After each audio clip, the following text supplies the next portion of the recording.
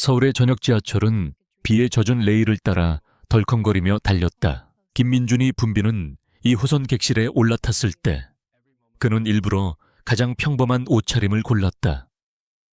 회색 체크 셔츠, 낡은 청바지, 어깨에 걸친 오래된 백팩.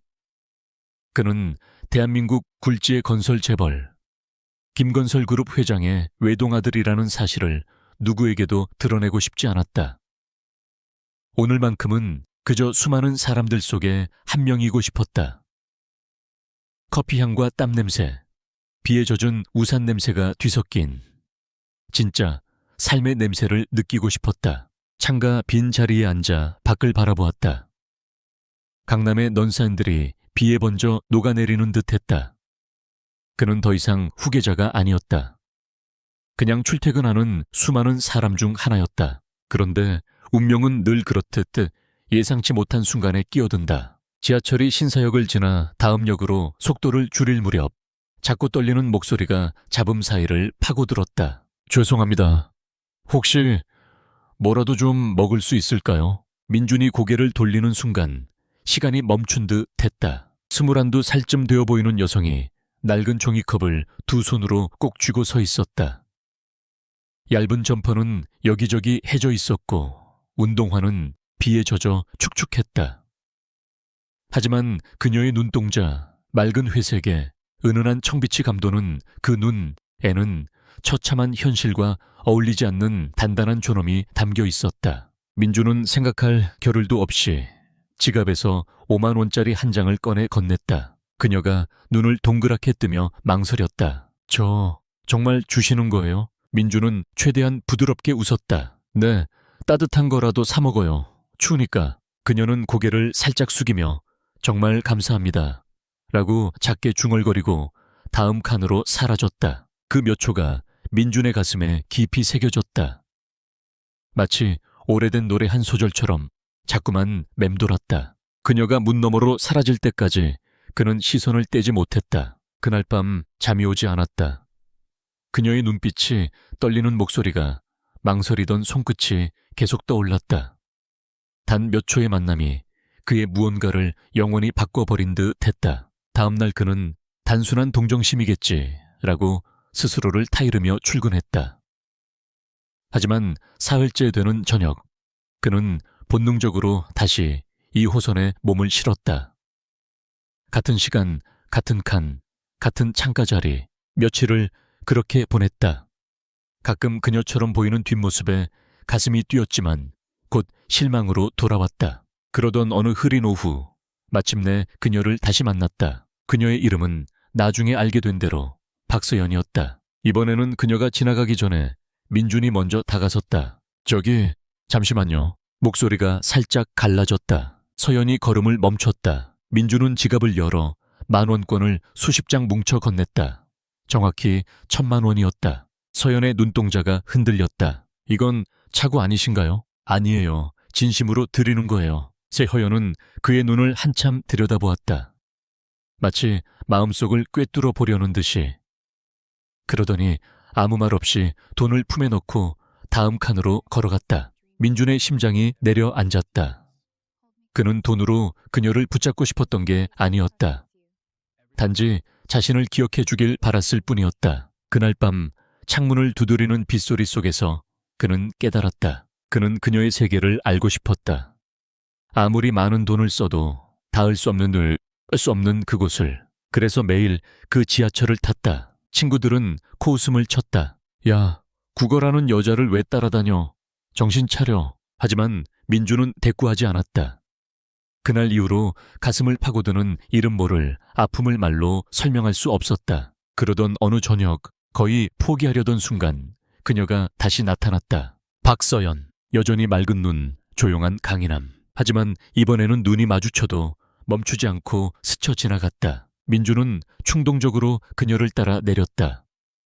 거리를 두고 조심스레 뒤쫓았다. 번화가를 벗어나 오래된 달동네 골목으로 들어섰다. 가파른 언덕 끝 허름한 반지하방 앞에서 그녀가 문을 열었다. 민주는 멀리 떨어진 전봇대 뒤에 몸을 숨겼다. 작은 창 너머로 보였다. 서연이 휠체어에 앉은 아버지 곁에 무릎 꿇고 돈을 건네는 모습. 아빠, 오늘 충분히 모았어요. 내일 약국 가서 제대로 된 약 사올게요. 아버지는 힘없는 미소를 지으며 딸의 머리를 쓰다듬다 드었다. 곧이어 초등학교 저학년쯤 되어 보이는 남매가 뛰어들어왔다. 맨발에 깔깔 웃는 소리가 작게 울렸다. 서연은 두 아이를 한꺼번에 끌어안았다. 민주는 숨을 쉴 수 없었다. 이건 연민이 아니었다. 존경이었다. 자신이 지금껏 살아온 모든 기준을 무너뜨리는 그런 감정. 서연이 마당 구석에 있는 늙은 강아지 밥을 주러 나왔을 때 그녀가 획 돌아섰다. 당신, 여긴 왜 온 거예요? 목소리에 두려움과 분노가 섞여 있었다. 그냥 이야기하고 싶었어요. 무서워 마세요. 서연이 눈살을 찌푸렸다. 돈 돌려주러 온 거면 이미 다 썼어요. 아빠 약값이랑 애들 밥값으로. 그래도 언젠가 꼭 갚을게요. 약속해요. 민준의 가슴이 찢어질 듯 아렸다. 아니에요, 서연 씨. 돈 때문이 아니에요. 그날 이후로 당신 생각만 해요. 멈출 수가 없어요. 서연이 눈을 깜박였다. 농담이죠. 당신 같은 사람이 나 같은 사람을 왜... 농담 아니에요. 당신은 내가 평생 가져보지 못한 용기를 가졌어요. 나 같은 사람은 당신처럼 사는 법을 몰라요. 서연이 고개를 숙였다. 입술이 떨렸다. 그때 문이 열리고 어머니가 나왔다. 세어연아, 들어와. 그러고는 민준을 매섭게 노려보았다. 부잣집 도련님들 다 그래. 우리 같은 사람 마음 가지고 장난치지 말고 돌아가. 민준은 어머니의 눈을 피하지 않았다. 아줌마, 진심입니다. 저 서연 씨하고 결혼하고 싶어요. 그 말은 벼락처럼 떨어졌다. 서연이 숨을 삼켰다. 어머니가 비웃듯 웃었다. 내일 아침이면 잊을 거야. 다 그런다니까. 민준의 목소리는 흔들림이 없었다. 그럼 제가 증명하겠습니다. 내일 아침 9시 종로구에 있는 작은 천주교 성당 앞에 있을게요. 서연 씨가 와주시면 평생 책임지겠습니다. 어머니가 서연을 끌고 문을 닫았다. 민준은 그 자리에서 새벽까지 서 있었다. 추웠지만 마음은 뜨거웠다. 그는 알았다. 이 밤이 지나면 그의 인생은 완전히 달라질 거라는 걸. 이어서 긴 이야기 계속. 다음날 아침 약한 햇살이 종로 거리를 비췄다. 민준은 성당 계단 위에 서서 손끝이 떨리는 걸 느꼈다. 동네 어르신들이 멀찍이서 수군거렸다.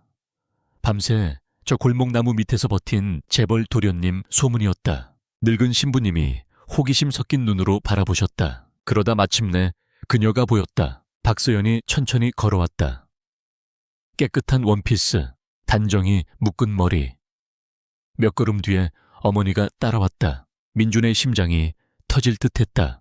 눈이 마주친 순간 그는 미소 지었다. 승리한 미소가 아니라 오랫동안 찾아 헤매던 보물을 발견한 미소였다. 와, 주셨네요. 서연이 작게 고개를 끄덕였다. 엄마가 그러셨어요. 세상이 우리한테 냉정해도 사람의 착한 마음은 믿어봐야 한다고. 신부님이 조용히 미사를 시작하셨다. 화려한 예식은 없었다. 단둘이서 떨리는 손으로 서약을 나눴다. 아침 햇살이 스테인드 글라스를 통과해 무지개처럼 쏟아졌다. 민준이 작은 은반지를 끼워줄 때 눈물이 고였다. 돈으로 살 수 없는 평화였다. 이후 민준은 서연의 반지하방으로 갔다. 음식과 옷, 약을 잔뜩 들고 새던 지붕을 손수 고쳤다. 서연은 말없이 지켜봤다. 이 모든 게 진짜인지 또 다른 아픔으로 끝날지 두려웠다. 그날 오후 민준이 말했다. 나랑 같이 가요. 우리 집으로. 여기가 내 집인데 앞으로 우리가 함께 지을 집 말이에요. 배고픔도 두려움도 없는 집. 최허연은 망설이다. 오토바이 뒤에 올라탔다. 바람이 머리카락을 날렸다. 그들은 달동네를 떠나 노원구의 오래된 동네 작은 원룸으로 갔다. 아버지의 그림자 없는 곳에서 시작하고 싶었다. 좁은 주방에서 밥을 짓고 태운 반찬을 보며 웃고 바닥 매트리스에서 서로를 안았다. 럭셔리는 없었지만 진짜 행복이었다. 시간이 흘렀다. 민주는 아버지 현장에서 이름 없이 일했다. 서연은 이웃 바느질 일을 하며 조금씩 돈을 모았다. 그러나 시험은 찾아왔다. 마트에서 아버지의 지인이 그들을 봤다. 그날 밤 아버지의 전화. 민준아, 요즘 같이 다니는 여자가 누구냐? 민준은 거짓말을 했다. 아직은 아니었다. 서연은 민준의 변화를 느꼈다. 부모님 뵙고 싶어요. 아직은. 서연은 쪽지를 남겼다. 진짜 사랑이라면 숨기지 않아요. 민준은 한남동 저택으로 달렸다. 거실에서 서연이 어머니와 이야기하고 있었다. 아버지는 굳은 표정, 긴 대립 끝에 어머니가 먼저 손을 내밀었다. 야야, 너 보니까 옛날 내 모습 같아. 아버지는 말없이 나갔다. 그 후 서연은 저택에서 조용히 가족을 대했다. 요리하고 정원 가꾸고 아버지의 옷을 고쳤다. 어느 비오는 오후 아버지가 물었다. 어떻게 만났냐? 민주는 처음부터 다 말했다. 아버지는 오래 침묵하셨다. 내가 가르치지 못한 걸 네가 배웠구나. 느낀다는 게 뭔지. 그날 저녁 아버지가 서연에게 말했다. 네오는 이 집에 평화를 줬다. 내가 틀렸다. 눈물 흘리는 서연의 어깨에 아버지가 손을 얹었다. 우리 딸이 되어라. 일주일 후 아버지는 말했다. 서연이 고향에 가자. 어른들 뵈어야지. 달동네에서 아버지는 허리를 숙였다. 귀한 딸을 보내주셔서 감사합니다. 집을 새로 짓고 아버지께 가게를, 아이들 학비를 지원했다. 마을은 발칵 뒤집혔다. 서울로 돌아온 저택은 웃음으로 가득 찼다. 봄날 민준이 물었다. 그날 지하철 생각나? 매일 그 5만 원이 우리 시작이었지. 우린 어차피 만났을 거야. 저녁 노을 아래 부모님은 문간에서 지켜봤다. 사랑이 모든 걸 바꿨다. 가끔 민주는 그 지하철을 탄다. 시작을 잊지 않기 위해. 지친 얼굴들, 용기 있는 눈빛들. 그는 안다. 진정한 분은 연민과 이해에서 나온다. 이 이야기가 마음에 닿았다면 댓글로 느낌을 나눠주세요. 삶의 가치는 돈이나 지위가 아니라 사람을 향한 진심과 작은 배려에 있어요. 누군가의 하루를 바꾸는 건 거창한 것이 아니라 한 번의 따뜻한 시선일 수 있습니다. 이런 이야기를 계속 전할 수 있게 구독, 좋아요, 알림 설정 꼭 부탁드려요.